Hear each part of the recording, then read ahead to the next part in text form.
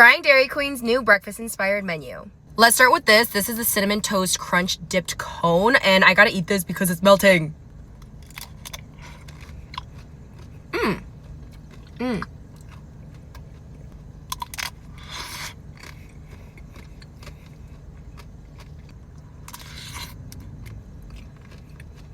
There's definitely a good cinnamon flavor with the chocolate coating, but it's just vanilla ice cream with like a little bit of cinnamon.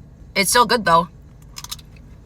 Oh, I would give this like a 7 out of 10. It's definitely just like a vanilla cone, but it's good.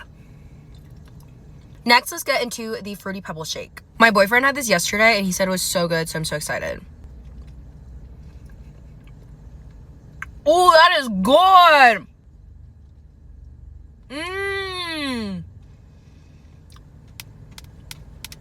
That is what I'm talking about. This has a really good Fruity Pebbles flavor and it's really creamy, and the little Fruity Pebbles in there are still pretty crunchy.